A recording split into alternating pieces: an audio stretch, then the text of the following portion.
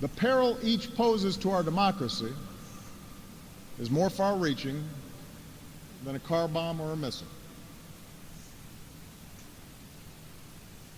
They represent the fear of change, the fear of people who look or speak or pray differently, a contempt for the rule of law that holds leaders accountable, an intolerance of dissent and free thought,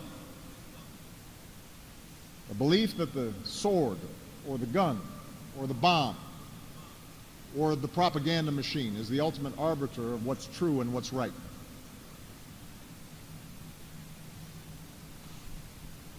Because of the extraordinary courage of our men and women in uniform, because of our intelligence officers and law enforcement and diplomats who support our troops,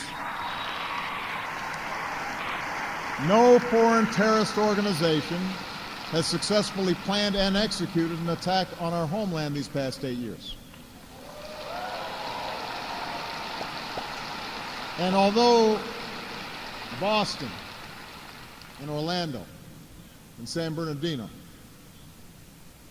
and Fort Hood remind us of how dangerous radicalization can be, our law enforcement agencies are more effective and vigilant than ever.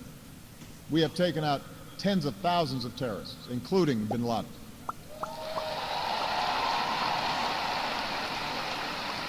The global coalition we're leading against ISIL has taken out their leaders and taken away about half their territory.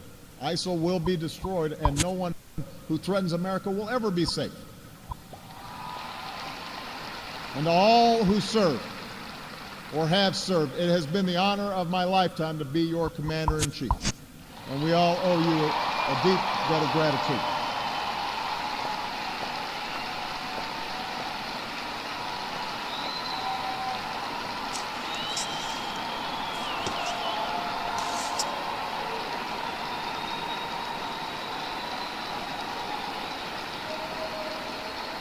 But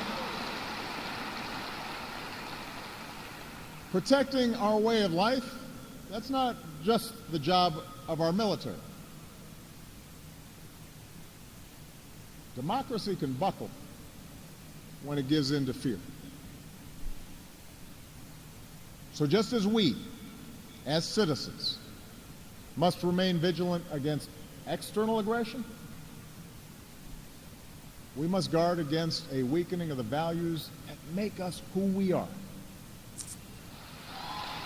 And that's why for the past 8 years, I've worked to put the fight against terrorism on a firmer legal footing.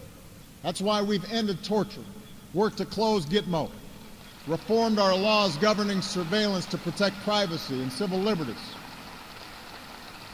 That's why I reject discrimination against Muslim Americans, who are just as patriotic as we are.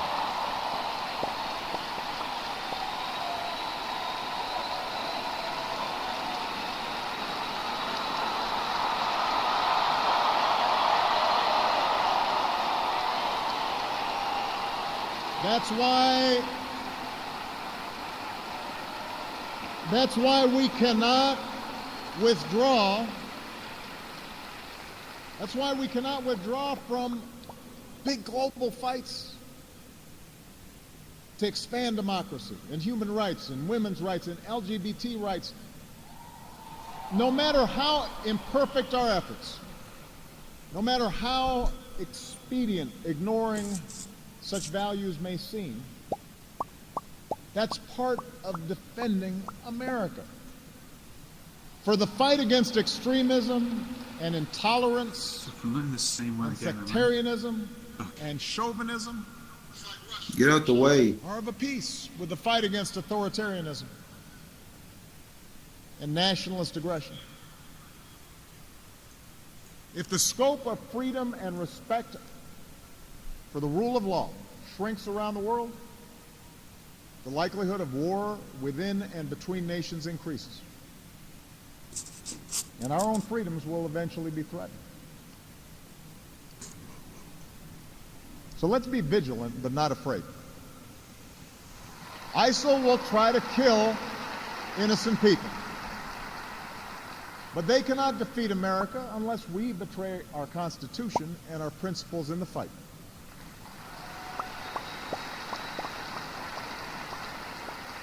Rivals like Russia or China cannot match our influence around the world unless we give up what we stand for and turn ourselves into just another big country that bullies smaller neighbors.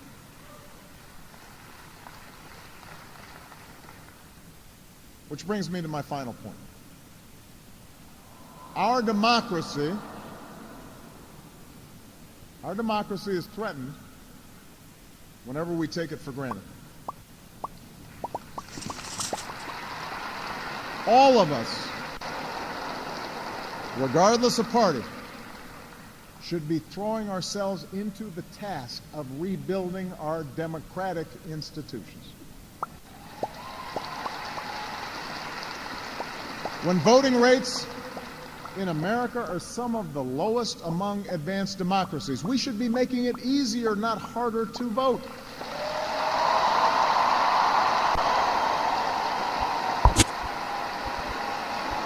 When trust in our institutions is low, we should reduce the corrosive influence of money in our politics and insist on the principles of transparency and ethics in public service. When Congress is dysfunctional, we should draw our congressional districts to encourage politicians to cater to common sense and not rigid extremes.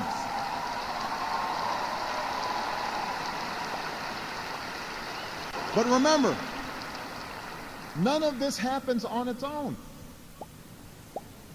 All of this depends on our participation, on each of us accepting the responsibility of citizenship, regardless of which way the pendulum of power happens to be swinging. Our Constitution is a remarkable, beautiful gift. But it's really just a piece of parchment. It has no power on its own. We, the people, give it power.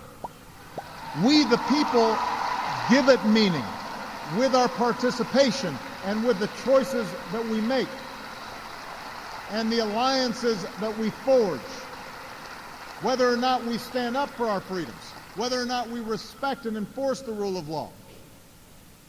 That's up to us. America's no fragile thing, but the gains of our long journey to freedom are not assured. In his own farewell address, George Washington wrote that self-government is the underpinning of our safety, prosperity, and liberty. But from different